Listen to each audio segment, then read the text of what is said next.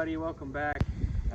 Today we're going to be building this farmhouse and bench dining room table combo set. So stick around and see how we do it.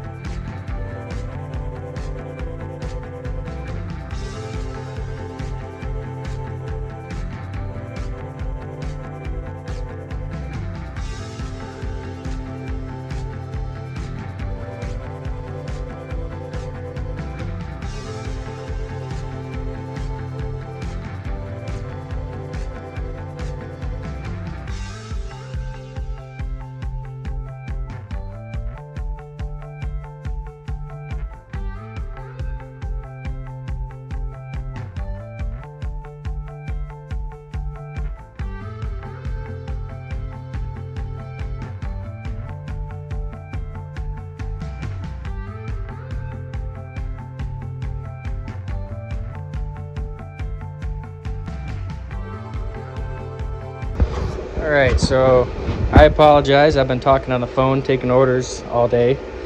I forgot to video me building the uprights for the table and the bench for this farmhouse table and bench combo.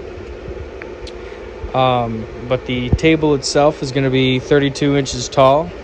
So I basically cut the middle sections around 28, and this top plate right here and the bottom plate down there is an inch and a quarter. So that gets you up to 31 and a half. And the tabletop itself is going to bring it all the way up to 32 inches. And the same thing with the table legs, or the bench legs, excuse me. And we are working on the tops now. Everything's all jointed and planed and down to my thickness that I want. I marked my sections out for my biscuits. I'm gonna put some biscuits in there, and I'm getting ready to glue it up. So here we go.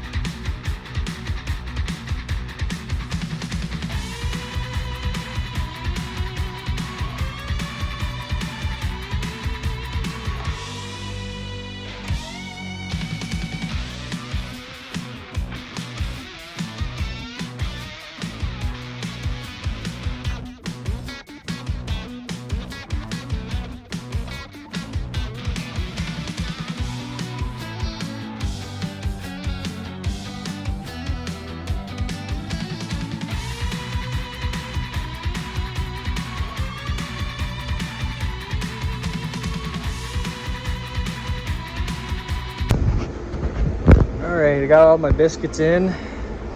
Now we're just about ready for glue. And what biscuits do, in case you didn't know, is they help with alignment. See, these boards are going to go just like this. And each board has a male and female cut out. Where the biscuits, once you squeeze the clamps together, biscuits will go right inside the grooves. And that'll help you align it a lot better when you're going to put the boards together.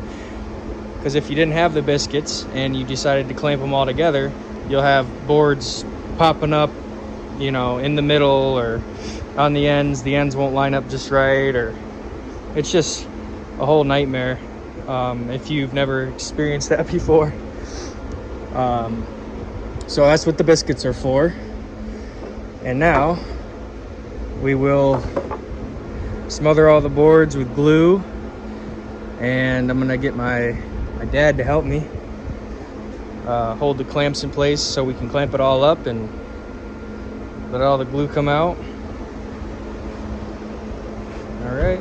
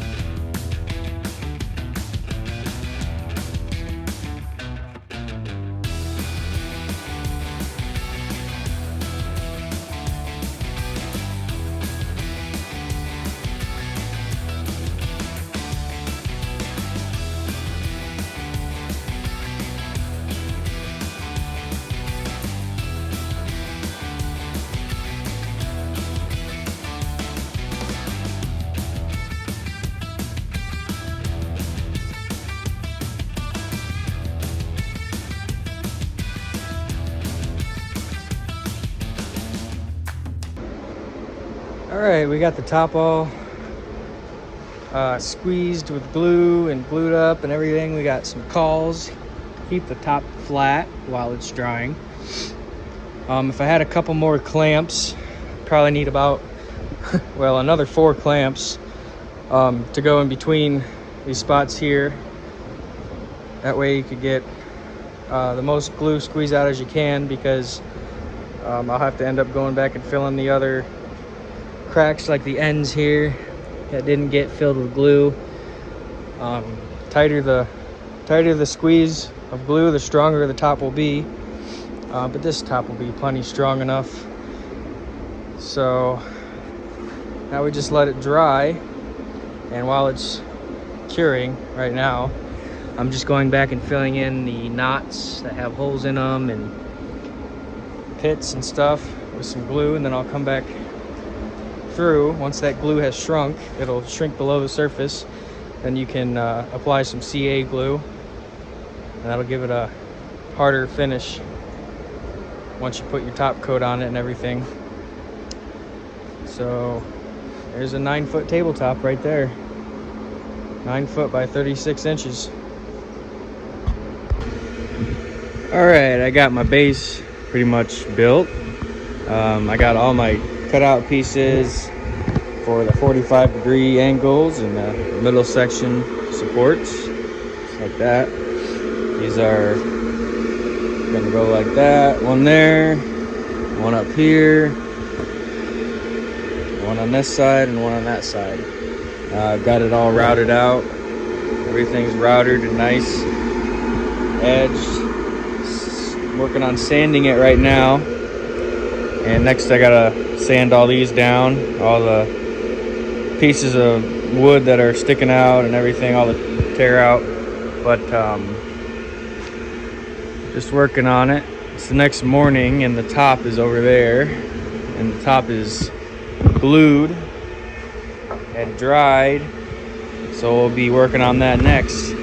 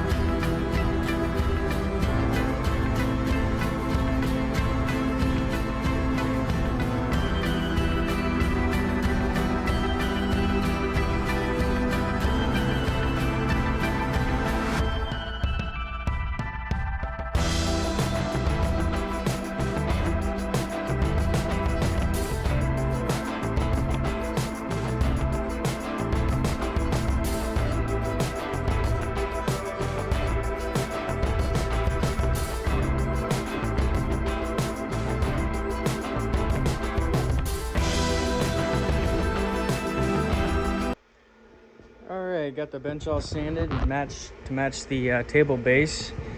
See, I got everything routed out, and that's the setup, the design that we're gonna go with for this farmhouse table. Is a piece is gonna go here, a piece is gonna go there. It's gonna imitate the other side, and for the design underneath, we're gonna go with this design here. And it's all just clamped up now just to hold it in place, nothing screwed in yet. A little tip is before you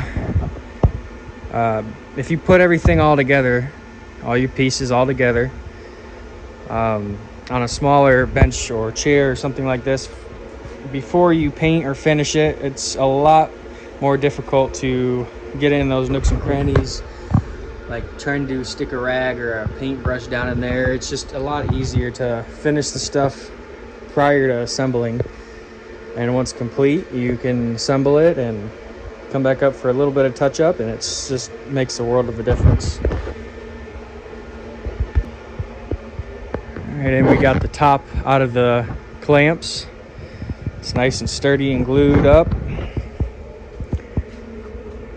and that's ready to be sanded, and then the ends to be cut off and some breadboard ends to be added on each side, and that'll be ready for the stain that we're gonna put on it. Now I'm just gluing up the bench seat top. Now I got all my biscuit slots cut. I'm gonna add the biscuits and add the glue and clamp it all together. All right, I sanded down the bottom of the table, all the glue, squeeze out and everything to get it smooth. And then I ran my track saw, got a straight cut for these breadboard ends, and I set it up on my mill, and I milled out 11/16 holes for some lag screws to go in there. This is just a quick and easy way to do breadboard ends, nothing too complicated about it. And when you're doing breadboard ends, you don't glue all the way to the ends, because I've had it happen on a few tables where I glued all the way to the ends, and as the wood expands and contracts through the seasons, it'll if the glue's attached all the way to the ends, it'll pull this board here. As this wood shrinks inward, it'll chip out, and it'll leave a great big sliver hanging out, and I've had to repair them twice. So third time's the charm. You learn from your mistakes. And as the wood shrinks and expands and contracts and everything through the seasons, these breadboard ends will protrude out a little bit as this tabletop shrinks. And there will be a catch right there, but nothing too bad, maybe the 1/8 of an inch or maybe even less than that in some cases. But as long as the customer knows that, then there shouldn't be any issues down the line. And now I got my dowel pins. I'm gonna glue them and pound them into the holes, that way you don't see them.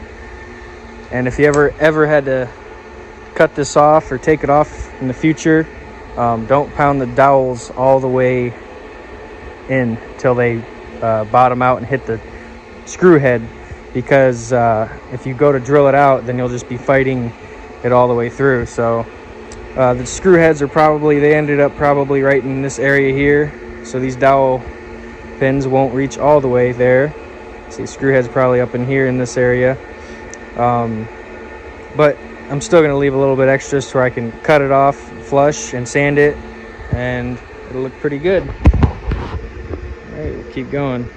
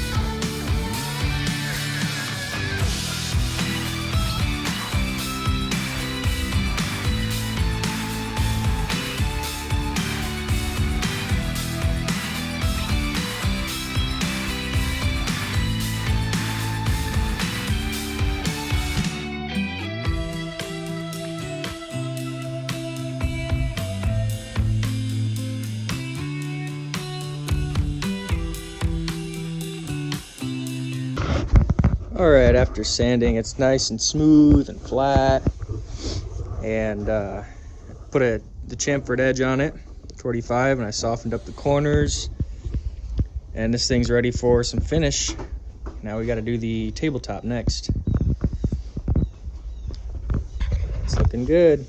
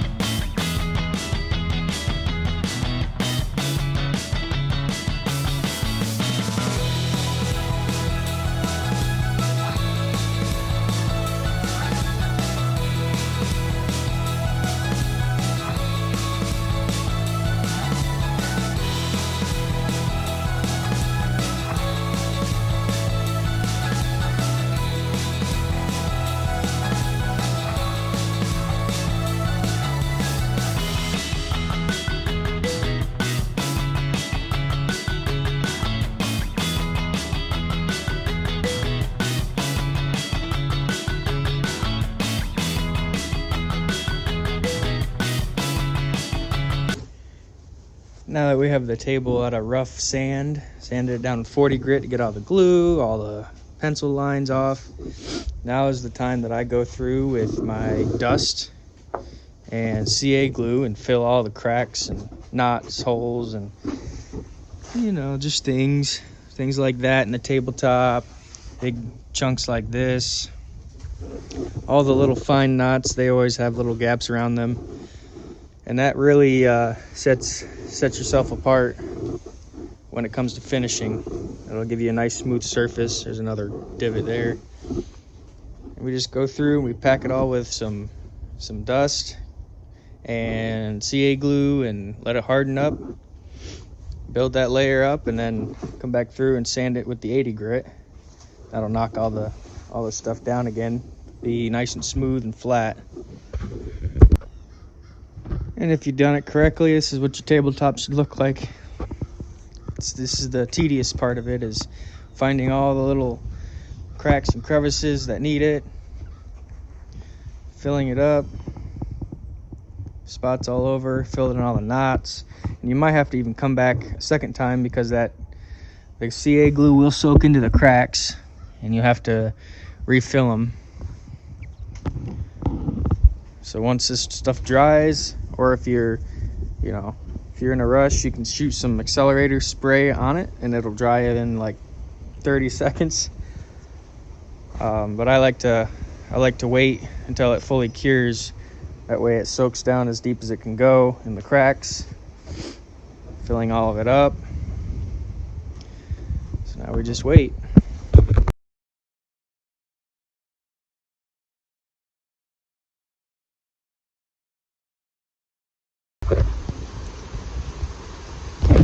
So I got all done.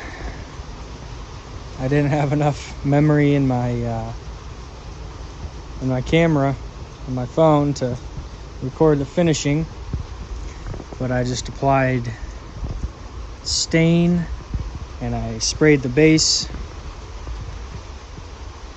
The base is cashmere and the top is cappuccino stain. And I have General Finishes conversion varnish. It's still drying, so it looks a little milky. But once it dries all the way, then it dries to a clear.